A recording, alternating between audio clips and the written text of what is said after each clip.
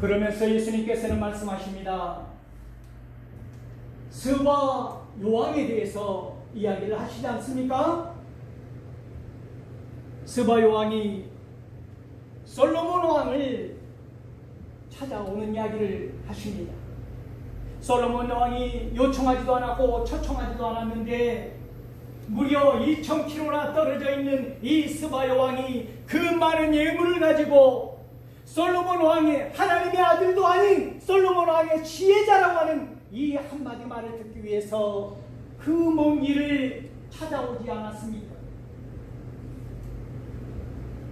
이 스바 요왕이 심판 때에 너희들을 정죄하리라 말씀하시는 것입니다.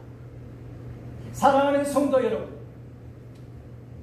이방의 여인이 서민이라고 하는 선택받았다고 하는 이 유대인들을 정죄한다고 하는 이 치욕스러운 말을, 이 뼈 아픈 말을 하고 있다는 것입니다. 사랑하는 성도 여러분, 왜 그렇습니까? 그들의 눈이 가리워져 있기 때문입니다. 누가복음 24장에 보면 예수님이 부활하신 그 시점에 엠마오를 향하여서 떠나가는 두 제자 이야기가 나옵니다. 한 제자 이름은 글로바라고 나오는데 이들이 엠마오로 향하는 그 길 위에서 예수님의 이야기를 하고 가는 것입니다. 그때 예수님이 그들의 곁에 서서 동행하시면서 묻는 것입니다. 너희들이 지금 길가에서 걸어가면서 하는 이야기가 무슨 이야기냐? 예수님을 향하여서 그들이 언성을 높여서 말을 합니다. 너는 도대체 어느 나라 사람이냐? 지금 이 예루살렘에서 일어나는 일을 너 혼자만 모르고 있다. 다 아는 이야기를 답답하고 안타깝다는 듯이 말을 합니다. 사랑하는 성도 여러분, 진짜 모르는 사람은 누구입니까? 답답한 사람은 누구입니까? 오늘 저와 여러분이 할 수 있는, 예수님이 계시는데도 알아보지도 못하고 마치 내가 알고 있는 것이, 내가 느끼고 있는 것이 나만이 옳은 것처럼 이야기하고 있지는 않습니다. 성경은 분명히 말하고 있습니다. 이들이 예수님인지 알지 못하더라. 왜 그 이유까지 밝혀졌잖아요. 그들의 눈이 어두워졌기 때문에. 그러면서 예수님이 이들에게 하나씩 하나씩 풀어주지 않습니까? 무엇을 풀어줍니까? 예수님이 고난을 받고 영광에 들어가야 하지 않겠느냐? 이 완악한 세대여 하면서 구약으로부터 신약 이르기까지 성경에 예수님에 관한 모든 이야기들을 완벽하게 다 전해주고 식사를 할 때에 축사하사 떡을 떼어 먹게 한 그 순간 무슨 일이 일어납니까? 그들의 눈이 밝아져서 예수님인지 비로소 알아보게 되더라 하는 것입니다. 사랑하는 성도 여러분, 오늘 성경 본문은 눈은 마음의 등불이다 라고 하는 우리의 몸이 천냥이라면 눈은 900냥이다, 눈이 이렇게 소중하다, 이런 이야기를 하고 있는 게 아닙니다. 어느 부분은 소중하지 아니하는 부분이 있습니까? 어느 부분인들 900냥이 아닌 우리의 몸의 지체가 어디 있습니까? 다 똑같지요. 그러나 오늘 눈을 유독히 강조하는 것은 내 마음의 영안을 말하고 있는 것입니다. 더 나아가 우리가 주목하여 보는 것, 그것이 무엇이냐에 대한 초점을 맞춰야 한다는 것입니다. 내가 사람들 흔들리는 나무와 같은 것을 보게 되었을 때 우리 주님은 끊임없이 끊임없이 나를 다시 또 다시 매만져야 한다는 것입니다. 벳세다의 시각장애인을 2번 거푸 안수해서 눈을 밝게 하셨답니다. 그 사랑하는 제자 베드로는 2번이 아니라 3번, 4번, 5번, 6번도 더 필요했을 것입니다. 그러면 오늘 저와 여러분에게는요, 벳세다 그 시각장애인보다 더 많은 손길이 필요하지 않을까요? 사랑하는 성도 여러분,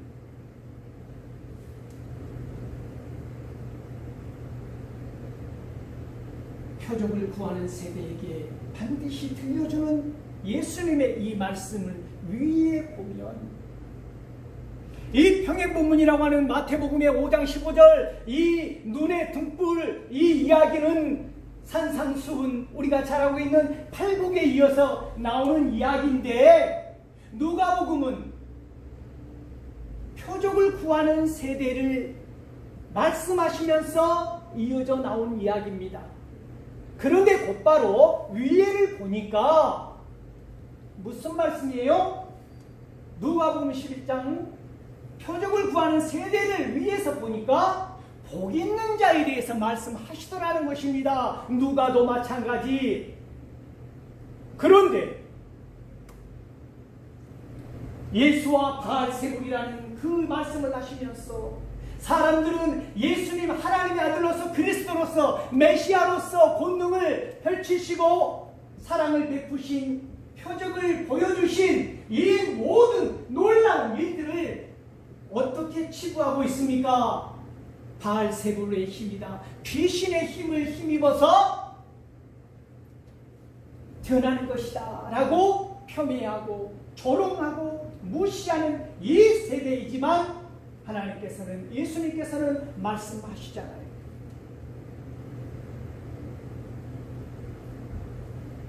하나님의 영광을 드러내는 예수님을 바로 앞에서 보고 있는 한 여인이 소리치면서 말하잖아요. 어떻게 말하죠? 당신을 뵌 태와 당신을 점령어 기른 그 여인이 복되도다 라고 놀라운 감동을 전하는 거예요. 그러자 예수님께서 곧바로 그 여인을 향하여 말씀합니다. 아니다, 아니다는 거예요. 오히려 이 말씀을 듣고 바르게 행하는 자, 말씀을 듣고 행하는 자가 복이 있다라고 복이 있는 자에 대해서 누가복음은 한마디로 간결하게 말씀하시더라는 것입니다.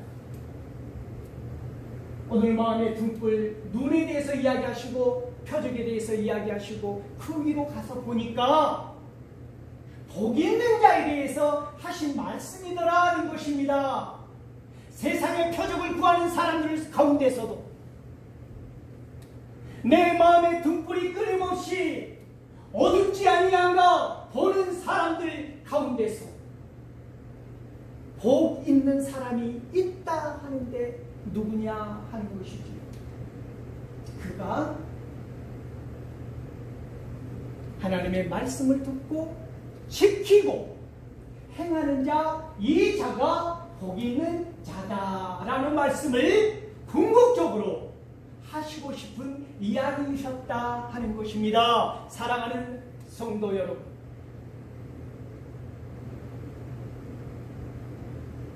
마태복음에서 이 평행본문에서 예수님께서는 말씀하십니다.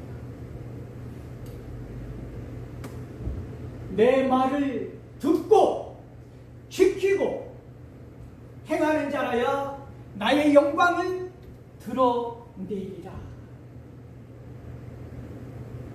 오늘 이 본문을 통하여서 주님은 말씀하시는 것입니다. 내가 빛이니 빛을 받아 비추는 너희도 세상 가운데 빛을 비춰야 한다 그러니까 내 마음속에 하나님의 말씀으로, 하나님의 사랑으로, 아버지의 마음으로 가득한가? 내 마음에 어두운 곳은 없는가? 내 불이 꺼져가고 있는 것은 아닌가? 성령의 열정이, 전도의 열정이, 복음의 열정이 가물가물 꺼져가고 있는 것은 아닌가? 내 속에 있는 빛을 보라 하는데 무엇을 보라 하는 것입니까? 내 마음속의 빛이 어둡지 아니한가를 보라는 것입니다. 내 속의 빛을 보라. 무엇을 볼까요? 어둡지 아니한가. 내 속이 어둡지 아니한가. 그리하여 누군가 나의 빛을 보고, 나의 행실을 보고, 나의 어느 생활을 보고, 삶의 자세를 보고, 사람들과의 관계성을 보고, 예배하는 자세를 보고, 나를 보고, 나의 빛이 비추어졌을 때 그 사람이 살아나고 새로워지는 이 놀라운 역사를 이루는 것, 이것이 오늘 예수님께서 저와 여러분들을 향하여 원하시는 것이라고 하는 사실을 기억하실 수 있기를 소망합니다. 우리가 기억할 것은 예수님은 빛이십니다. 주님은 빛이십니다. 주님의 제자라고 하는 주님의 말씀을 듣고 믿고 지키고 행하는 우리들 또한 빛이라고 하는 것입니다. 그래서 주님은 우리에게 위임하시기를 너희는 세상의 빛이다 말씀하신 것입니다. 세상의 빛인 여러분, 세상의 빛처럼 밝으신 여러분, 어둠과 상관없는 빛이란 없습니다. 빛의 사명은 어두운 곳을 밝히는 것입니다. 우리의 행실을 보고 누군가 그 가물거리던 빛마저도 꺼뜨려버리는 그런 빛이 아니라 우리의 빛을 보고 상생하는, 더 활활 타오르는 그런 빛의 속성처럼 어두운 곳을 향하여 거침없이 망설임 없이 주저함 없이 퍼져나가는 빛처럼 사랑을 선도해요. 저와 여러분, 예수님의 말씀처럼 빛의 온전한 사명을 잘 감당할 수 있기를 소망합니다. 오늘 말씀의 제목처럼 네 속에 있는 빛을 보라. 무엇을 볼까요? 내 속에 있는 빛이 혹시라도 어두워져 있는가? 그것을 볼 수 있는, 그리하여 우리의 눈이 위로 향하는 눈, 안으로 향하는 눈, 밖으로 향하는 눈이 다 열려 있어서 영안이 활짝 열려 있는 가운데 주님의 마음이, 주님의 사랑이 우리로 하여금 빛처럼 전해줄 수 있기를 간절히 소망합니다.